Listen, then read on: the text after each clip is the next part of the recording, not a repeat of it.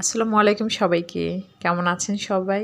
আশা রাখছি আল্লাহর অশেষ রহমতে সবাই অনেক বেশি ভালো আছেন, সুস্থ আছেন। এই প্রত্যাশা, এই শুভকামনায় আপনাদের সবাইকে আকন্দ হোমস ডায়েরির আরও একটি নতুন ভিডিও দেখার জন্য ওয়েলকাম জানাচ্ছি। আজকের ভিডিওটা একদম সকাল থেকেই শুরু করে দিলাম। আপনাদের ভাইয়ার জন্য গ্রিন টির পানি বসিয়ে দেন আমি রাতের ধুয়ে রাখা থালাবাটিগুলো যার যার জায়গায় রাখছি। আর কাউন্টার টপে যে এই যে বেতের ঝুড়িটা রাখি, এটা আমার খুব সুবিধা হয়েছে। দেখা যায় যখন খুব বেশি মেসি হয়ে যায় কাউন্টার টপটা, তখন কিন্তু উপরে উঠিয়ে রেখে দেওয়া যায়। সবসময়ের মতো কিন্তু আমার এক্সট্রা নয়েজের মধ্যেই ভয়েস ওভার করতে হচ্ছে, হয়তো বা টুংটুং শব্দ শুনতে পাচ্ছেন। আশা রাখবো সবাই ক্ষমা সুন্দর দৃষ্টিতে দেখবেন। আমার গত ভিডিওতে আপনারা এত সুন্দর সুন্দর কমেন্টস করেছেন, সত্যিই আমি মন থেকে আপনাদের প্রতি কৃতজ্ঞতা জানাচ্ছি। আর আমি যে বিষয়টা জানতে চেয়েছিলাম যে গ্যাস করে বলেন, যারা আমার ভিডিওটা ওই পর্যন্ত দেখেছিলেন সবাই গ্যাস করে বলেছেন যে আমি কোন কাজের সাথে যুক্ত হতে যাচ্ছি। তো সেই প্রসঙ্গে একটু পরেই আসছি। এখানে আপনাদের ভাইয়াকে নাস্তা দিতে গিয়ে মনে পড়লো গত ভিডিওতে কাদের জেনা চা ডায়েরি থেকে আপু কমেন্টস করেছিলেন যে ভাইয়ার খাবার মেনুটা কি একটু শেয়ার করা যাবে, হেল্প হতো। থ্যাংক ইউ সো মাচ আপু কমেন্টসের জন্য। প্রথমে বলে নিতে চাই, আসলে একজনের মেনু দেখে কিন্তু আরেকজন মানে ফলো করা উচিত না, কারণ এক একজনের হেলথ কন্ডিশন এক এক রকম থাকে। আমাদের দেখা যায় এক একজনের হেলথ ইস্যু মানে বিভিন্ন ইস্যুস থাকে, সেটার উপর কিন্তু আমাদের খাবারের যে মেনুটা সেটা যারা ডায়েটিশিয়ান ওভাবে করেই তারা মেনু চার্টটা আসলে করে দেয়।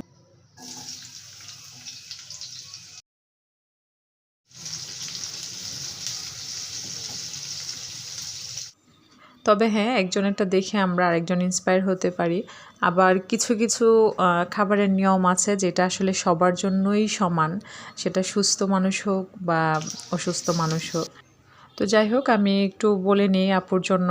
আসলে সবসময় আমাদের সবারই চেষ্টা থাকে যারা আমরা কন্টেন্ট ক্রিয়েট করি, যে আমার মানে কোনো কাজ বা কথায় যদি কেউ এতটুকুন উপকৃত হয়। তো আপনাদের ভাইয়া যে ফিক্সড একটা ডায়েট চার্ট মেনটেন করে এরকম কিন্তু না, এদিক সেদিক কিন্তু হয়। তো প্রপার যে ডায়েট চার্টটা সেটাই আপনাদের সাথে শেয়ার করছি। আর্লি মর্নিং যেটা খান সেটা হচ্ছে বাদাম, খেজুর খেজুর অথবা কিশমিশ যে কোনো একটা, তারপর হচ্ছে ডাবের সাথে যে শ্বাসটা পাওয়া যায় সেইটা, দেন হচ্ছে 1 কাপ গ্রিন টি, সেই সাথে সবজি কুচি দিয়ে যে ডিম ভাজিটা আমি করে থাকি সেটা, যদিও এখন এটা মাঝে মধ্যে খায়, আগে কিন্তু এইটাই হচ্ছে সকালবেলা আগে খেয়ে দেন হচ্ছে গ্রিন টিটা খেত। সবজি কুচির মধ্যে এখানে গাজর, ক্যাপসিকাম, শসা, টমেটো এই জাতীয় সবজিগুলো ডিমের সাথে মিক্সড করে দেন আমরা পেঁয়াজ কাঁচামরিচ দিয়ে ডিম ভাজি যেভাবে করি ওভাবেই জাস্ট ডিম ভাজিটার মধ্যে একটুখানি বাদাম অ্যাড করে দেই। দেন হচ্ছে সকালের যে খাবারটা, মানে উনি যেহেতু খুব বেশি আর্লি ওঠে যার কারণে কিন্তু 2 দফা নাস্তাটা হয়। তারপর 9:30টার দিকে যে খাবারটা খান সেটা হচ্ছে সব ধরনের সবজি দিয়ে একটা মিক্স সবজি, অথবা মাছটাই হয়তো বা অনেক রকমের সবজি দিয়ে রান্না করা হলো, যেটা এখন কম করা হয়। মানে এখন আমরা নর্মালি মাছ তরকারি যেভাবে খেয়ে থাকি ওইটাই করা হয়, পাশাপাশি অন্যান্য সবজি অ্যাড করা হয়, যেমন সবজির সালাদ বা সবজির একটা ভাজি বা অল্প একটু ডাল, এই তো। আর হচ্ছে দুপুরবেলাও সেম খাবার, বিকেল দিকে হচ্ছে উনি একটু ডাবের পানি খান, গ্রিন টি খান, আর সকালবেলা খাবার শেষে একটু ব্ল্যাক কফি খান। আর রাতের বেলাও আসলে দুপুরের যে রুটিনটা থাকে, মানে যে মেনুটা থাকে ওইটাই। আর এর ফাঁকে যেটা হয়, ওনার যখনই ক্ষুধা লাগে উনি হয় খেজুর খাবে, না হয় বাদাম খাবে, না হয় শসা খাবে, না হয় ফল খাবে। মানে আমার বাসায় সবজি বাজারের থেকে আসে ফলের বাজার, যেটা হয়তো বা আমি ওভাবে কখনোই মানে শেয়ার করি না, করা হয় না। তো উনি প্রচুর ফল খায়, মানে প্রচুর ফল খায়। জানি না আমি কতটুকুন বোঝাতে পেরেছি। তো আশা রাখছি আপু যদি ভিডিওটি দেখেন কমেন্টসে জানাবেন। তো এইখানে কিন্তু কথা বলতে বলতে আমি সকালে নাস্তা রেডি করে নিলাম। আজকে স্কুল টিফিনের জন্য এখানে আমি একটা জাল পোলাও বা বিরিয়ানি টাইপের আর কি একটা খিচুড়ির মতন করে নিয়েছি, যেটার জন্য আমি আগের দিন রাতে একটু মাংস রান্না করে রেখেছিলাম।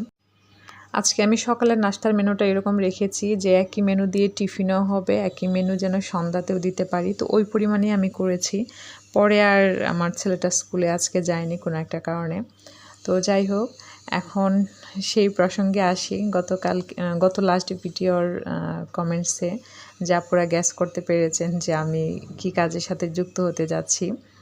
তো যে আপুরা ওই পর্যন্ত শুনেছিলেন সবাই কিন্তু বলেছেন বিজনেস। তো আপুদেরকে বলবো যে আপনাদের ধারণাই ঠিক, আমি বিজনেসের সাথেই যুক্ত হতে যাচ্ছি, দোয়া রাখবেন আমার জন্য। কী নিয়ে কাজ করছি সেটা আমি একটু কাজটা গুছিয়ে নিই, দেন আপনাদের সাথে ডিটেলসে শেয়ার করব। আশা রাখছি আপনারা আমার পাশেই থাকবেন, আপনাদের সবার দোয়া চাচ্ছি আমি। সেই সাথে ভিডিওর মতোই সবসময় বলবো যে আমার ওই কাজেরও ভুল ত্রুটিগুলো আপনারা আমাকে ধরিয়ে দিবেন। আপনাদের পরামর্শ আমি সবসময় পজিটিভলি নিব। সত্যি মন থেকে বলছি, এই সেক্টরে কাজ না করলে আসলে বুঝতাম না যে কারোর কমেন্টসের মাধ্যমেও কেউ এত আপন হয়ে যায়। আমিও যেমন কাউকে ভালোবেসে দেখি বা কারোর সাথে যখন কমেন্টসে যোগাযোগ করি মনে হয় যেন আমরা একজনের আরেকজন মানে কত দিনের চেনা, এরকমটাই সবসময় ফিল হয়। যেমন গত ভিডিওর একটা কমেন্টসের কথা যদি বলি, কমেন্টসটা আমি পড়ব না, আপু অনেক বড় একটা কমেন্টস করেছেন। আপুর আইডি নাম হচ্ছে প্রজাপতির ডানা, প্রায় ভিডিওতে আমি বলে থাকি। আপু আসলে এতটা আপন করে এতটা স্নেহের সাথে কমেন্টটা করেছে। আপু হচ্ছে সিলেটের মেয়ে, যার কারণে আমাকে বোন বলে সম্বোধন করেছে, যেটা আসলে সত্যি আমার মানে কি বলবো, আমি সত্যি অনেক বেশি ব্লেসড যে এই ধরনের মানুষ আমার পাশে পেয়েছি।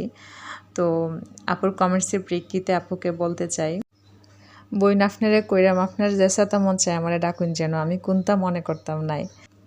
আই হোপ আমি আপুকে এতটুকুন খুশি করতে পেরেছি। আসলে আপুর কমেন্টসটা পড়ার পরে আমার যেটা মনে হচ্ছিল আপুকে সেটাই বললাম। তো আজকের ভিডিও নিয়ে সেরকম কিছুই বলা হচ্ছে না। আমি নাস্তা পর্ব শেষে বসেছিলাম রান্নার প্রস্তুতি নিতে, তখন কারেন্ট চলে গেছে। তো সাথে এক কাপ গ্রিন টিও নিয়ে নিয়েছি। গতকালকে রাতে বেশ কিছু কাঁচা সবজি বাজার ছিল, যেগুলো অল্প স্বল্প করে গুছিয়ে নিচ্ছি। তো কারেন্ট ছিল না ঠিকই, বাহিরের ওয়েদারটা কিন্তু খুব বেশি সুন্দর ছিল। আজকে ইচ্ছা ছিল যে অনেক সকাল সকাল কাজগুলো শেষ করব আর সবগুলো কাজেই ভিডিও করব। তো আসলে কারেন্ট না থাকলে কিন্তু ভিডিও করাটা একদমই সম্ভব হয় না। তো এখানে হচ্ছে সকাল সকাল আমি ময়লার ঝুড়িটাকে কোনো মতন একটু ক্লিন করে মানে রেখেছিলাম। তো পানি মোটামুটি ঝরেছে, বাকিটুকুন আমি মুছে নিয়েছি। আজকের ভিডিওতে কমেন্টসের প্রেক্ষিতে বেশ কিছু কথা বলা হয়েছে। আশা করছি আমার কথার মাঝে ভুল ত্রুটি থেকে থাকলে বা কারোর খারাপ লাগলে প্লিজ ক্ষমা সুন্দর দৃষ্টিতে দেখবেন। আসলে আমি এর আগেও যেটা বলেছি যে ভয়েস ওভারের সময় সবসময় ফিল করি যারা আমাকে দেখেন তাদের সাথে গল্প করছি, যার কারণে হয়তো বা অনেক সময় ফ্রিলি অনেক কথা বলা হয়ে যায়। আর যে আপুদের কমেন্টসের কথা বলা হয়নি বা আইডির নাম নেওয়া হয়নি, তারা প্লিজ কেউ কষ্ট নিয়েন না। বিশ্বাস করেন, যারা আমাকে মন থেকে অ্যাপ্রিসিয়েট করেন আমি কিন্তু ঠিক বুঝতে পারি, লেখাটা যদি একটা শব্দের হয় তাও। আপনাদের কার কার বাসায় এরকম একটা স্পেস আছে বলেন তো, যেখানে খুচরা জিনিস থাকে, বাজারের লিস্ট থাকে, টাকা পয়সা থাকে, গড়ি থাকে। তো আমার বাসায় হচ্ছে এই জায়গাটা, যে ছোটোখাটো জিনিস যা থাকে এটার উপরে এনে রেখে দেয়, দেন হচ্ছে আমি আমার মতো করে গুছিয়ে নিই। আর কিচেনে তো সবসময় এক্সট্রা জিনিস হলে এখানে এনে রাখা লাগে। একটু আগে হচ্ছে আপনাদের ভাইয়ের কাছে বেশ কিছু লুক আসছিল, তো এখানে অনেক মানে এক একটা চায়ের কাপ এক এক রকম দেখে মনে হতে পারে যে একসাথে চা দিলে কি এক একটা কাপ দিই কিনা, এরকম না। কেউ দেখা যায় চিনি ছাড়া খায়, আবার কেউ খায় হচ্ছে গ্রিন টি। তো ওই কাপ যেন চিনতে পারে, ওই জন্যে আমি এরকম করি। তো আমি অফ ক্যামেরায় কিন্তু দুপুরে রান্না করে নিয়েছি। এখন টুকটাক যে আনুষঙ্গিক কাজগুলো বাকি আছে ওগুলো করে নিয়ে দেন হচ্ছে কাপড় ধুতে চলে যাব। তো আমি কিচেনে যে বক্সটাতে বিস্কিট রাখলাম ওইটাতেই ব্রেড রাখি। একটা সময় ছিল ব্রেড ফ্রিজে রাখতাম, কিন্তু কি যেন একটা রিজন ছিল যে ফ্রিজে ব্রেড রাখা যাবে না, তারপর থেকে আসলে আমি রাখি না, ভুলে গেছি আসলে। আমাদের সবারই জানার মধ্যে বোঝার মধ্যে অনেক ভুল থাকে, আমরা যখন সেটা জানতে পারি তখন সাথে সাথে শুধরে নিতে পারলেই আমার মনে হয় সবথেকে ভালো। কারণ আমরা আসলে অভ্যাসের দাস, চাইলেও দেখবেন হুট করে একটা অভ্যাস চেঞ্জ করতে পারি না। যেমন আমি শসা যে মানে একদম ছুলে জারে রাখতাম, তো কাদেরি জান্নাত চাঁদ থেকে মেবি আপু আমাকে জানিয়েছিলেন। তো আপুকে আবারও অনেক অনেক থ্যাঙ্কস, কারণ যেহেতু এটা খাবার রিলেটেড একটা বিষয়, তো যতবার আমি এখন শসা ছুলি তো আপুর কথা মনে পড়ে। কিচেনে এই শেলফটাতে এই যে প্লেসমেটটা, এটা কিন্তু যখন আমি সিঙ্কে বেশি ধোয়াধুয়ি করি তখন সরিয়ে এখানে রাখি। আর এই ধরনের কাঠি লাঠি মনে হয় সবার কিচেনেই থাকে, অয়েল জার ক্লিন করার জন্য, আবার টিপটের যে ফানেলগুলোর মতো থাকে সেগুলো ক্লিন করার জন্য। আচ্ছা, এই ফুটেজে ভয়েস দিতে এসে আমার আরেকজন আপুর কমেন্টসের কথা মনে পড়লো, যদিও আইডির নামটা এই মুহূর্তে মনে পড়ছে না। আপু চেয়েছিলেন আমি যেন ক্যাবিনেট সাজানোটা দেখাই। আপুর কমেন্টসটা ছিল এমন যে, আপু আমি কারো কাছে কিছু চাই, মানে জানতে চাই না বা কারো ভিডিও দেখি না।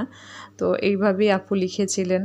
আপুকে বলবো, আপু আমি খুবই সরি, এই মুহূর্তে আমার অনেক বেশি ব্যস্ততা যাচ্ছে। ইনশাল্লাহ আমার মানে ক্যাবিনেটটাও আসলে রিঅর্গানাইজ করা খুব বেশি দরকার। তো যখন করি তখন শেয়ার করব। তো আশা রাখছি আপনি আমার চ্যানেলের সাথেই থাকবেন। তো রান্নাবান্না শেষ। শাক খাওয়ার জন্য যে মরিচটা ভেজেছিলাম সেখান থেকে বেশ কিছুটা মরিচ আমি এভাবে করে একটু লবণ দিয়ে দেন রেখে দেই। এটা আসলে 1 সপ্তাহ পর্যন্ত মুচমুচে থাকে।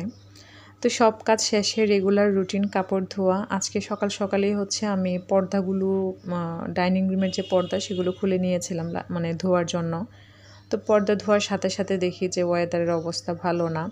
পাশাপাশি আরও বেশ কিছু কাপড় ছিল যেগুলো ছিল সাদা। কিছু করার নেই, যদিও ওরকম মানে ঝুম যে বৃষ্টি তা না, তারপরেও যে কাপড় দিয়ে আনবো কি আনবো না, রেখে দিব কি রেখে দিব না, এসব ভাবতে ভাবতে যে একটা হয়রানি হয়, সেই হয়রানির থেকে থাক বাবা বাতাসেই শুকাক ওরকম করে নেড়ে দিয়ে আসছি।